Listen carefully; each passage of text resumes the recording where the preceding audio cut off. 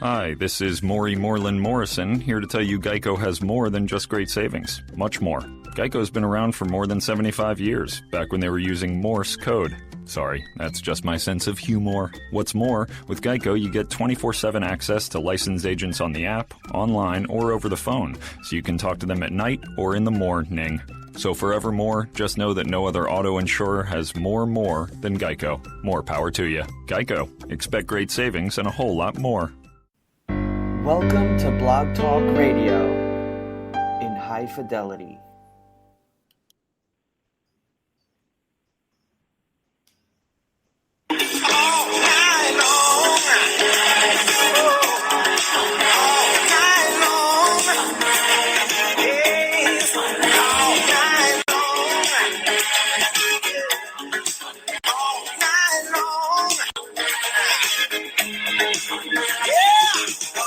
It's the All Night Long Wrestling Podcast with the Enforcer. I believe they're called enforcers, Gordon. I sell women's shoes. And the Stallion. Stallion, baby! I am not what you would call a handsome man. I'll kick you in the nuts and you'll smile at me and like it. Oh, nuts!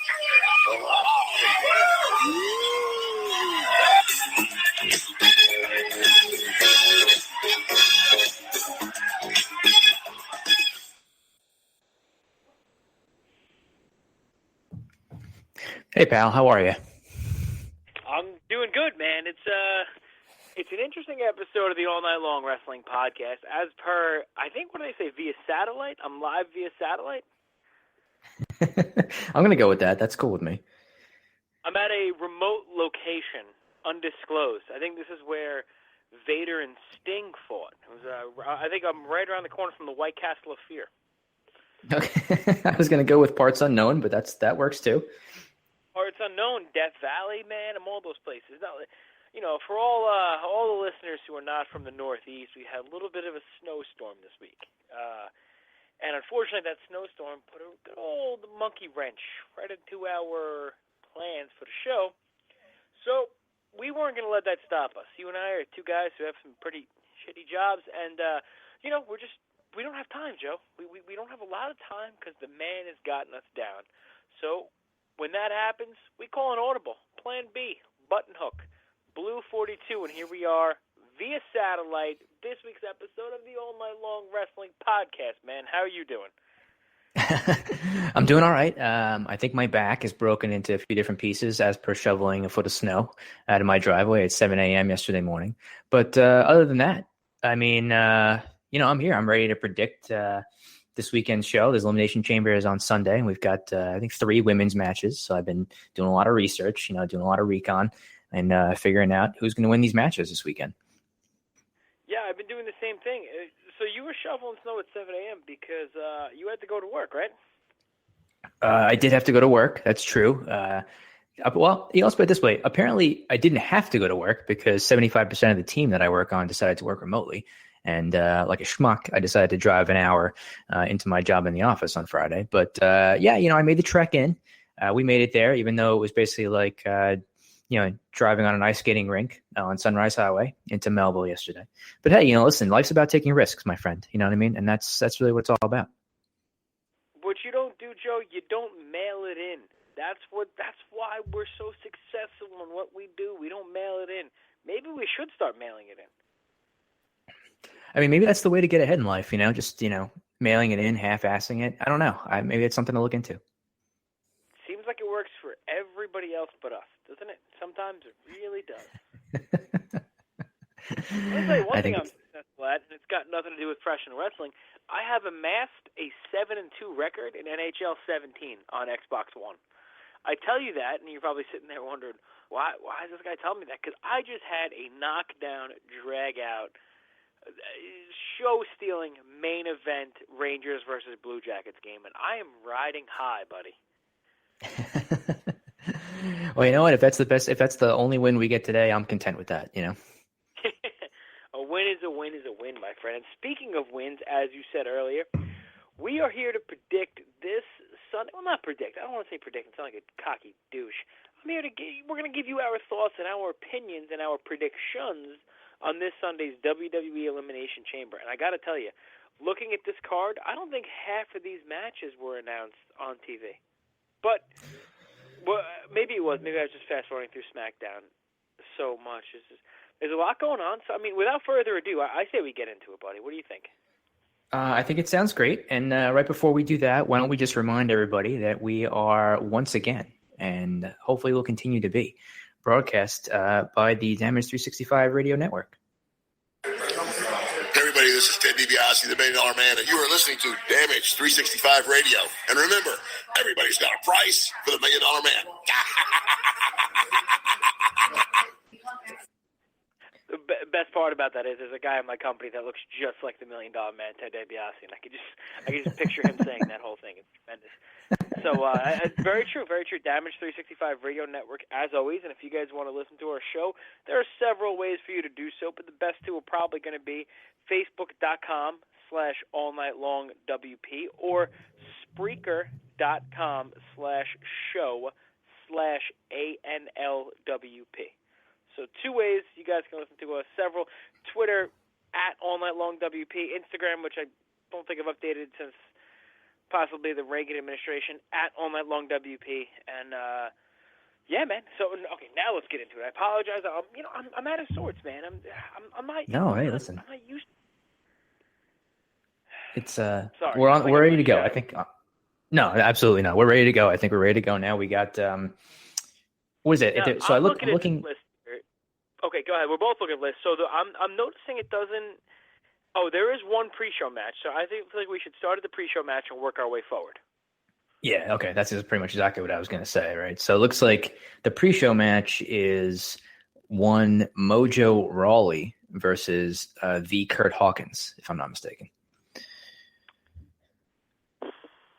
Yeah. That's a deep sigh. That's what we got. That's the match on the pre-show.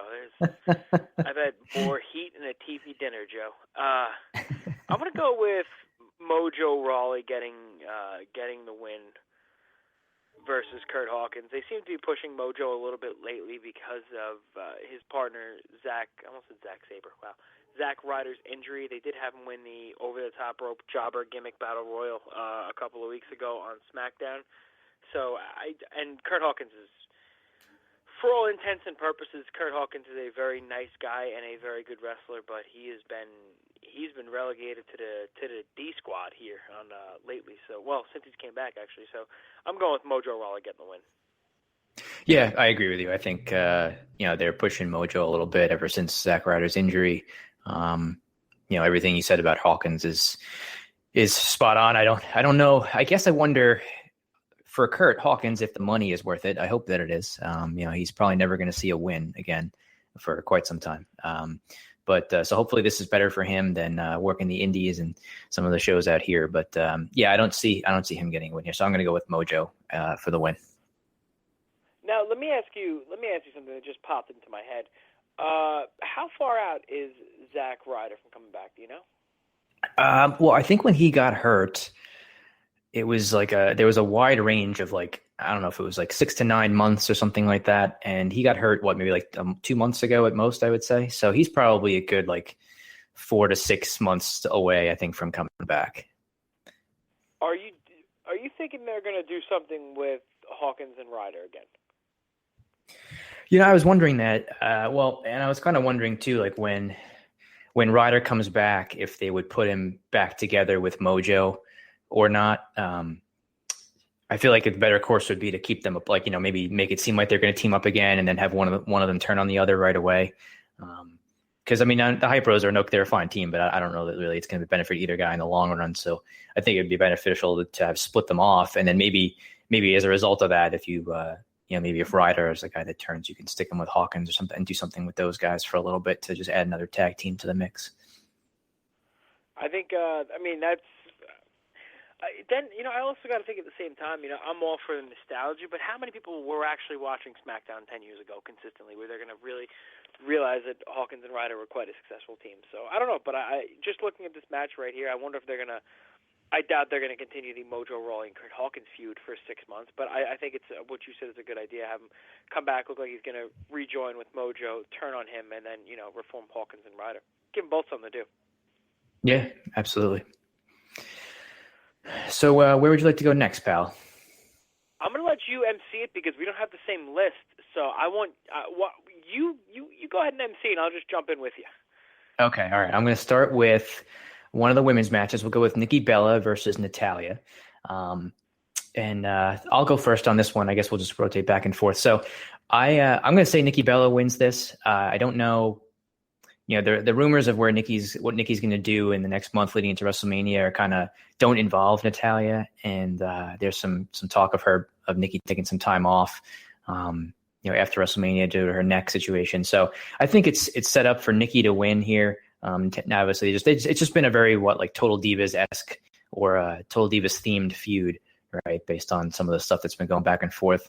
I don't think the build up to it has been too bad or anything, but I think Nikki Bella is going to get the win. Yeah, this is definitely a feud that has stemmed from Total Divas, Total Bellas, whatever the hell show it might be. But I will tell you, they both these girls did a really good job, I think, in selling the feud, selling the heat between them.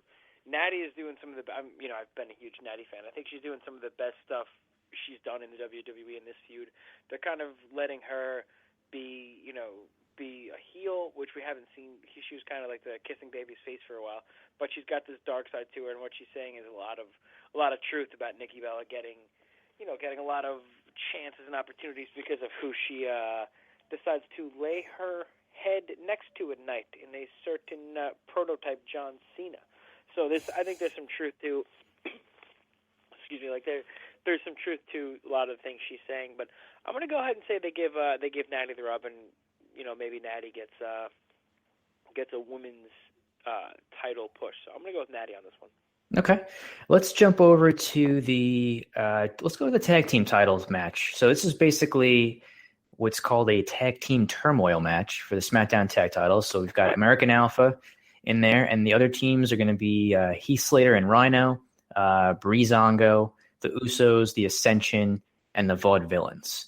Why don't you kick this one off for us, buddy? The only turmoil that's going to be endured is me watching this match. I got to be honest with you. Listen, I have nothing against American Alpha, but what SmackDown's done a lot of great things lately, but one of those things has not been the tag team division. I don't know if American Alpha is kind of a placeholder for somebody else. They gave the rub to the Ascension this week on SmackDown. I mean, if you look at the teams in there, the Vaudevillains, they haven't done much. They don't even get entrances anymore, which is kind of their big thing.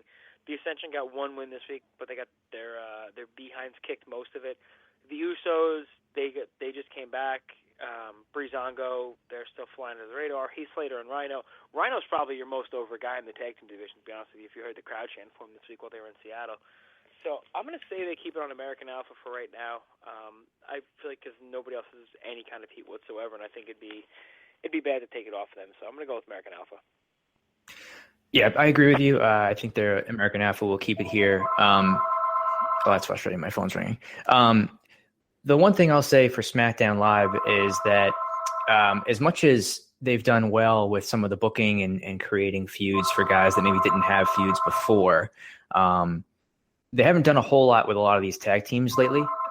Heath Slater and Rhino obviously were the champions at first, and then they shifted it over to the Wyatts and then over to American Alpha. So they haven't really done too much with these teams like the Vaudevillains. Breezango's kind of just been a jobber team.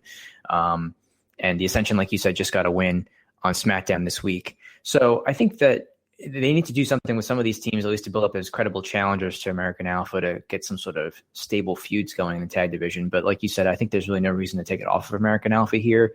I'd like for them to keep the belts for a while, so I'll stick with American Alpha. All right, let's go to another women's match. Let's go with a sort of a grudge match, I guess, in Becky Lynch versus Mickie James. So Mickie James returned about a month or so ago, I believe, on SmackDown, helped Alexa Bliss defeat Becky Lynch in a cage match for the SmackDown Women's Championship. And essentially the feud since then has been Mickie James and Alexa against Becky and Naomi. And those two matches are taking place on this card. So this is the match that has no title on the line. And it's Becky Lynch versus Mickie James. So I don't know. So the tough part is Becky, I guess, was positioned as kind of like the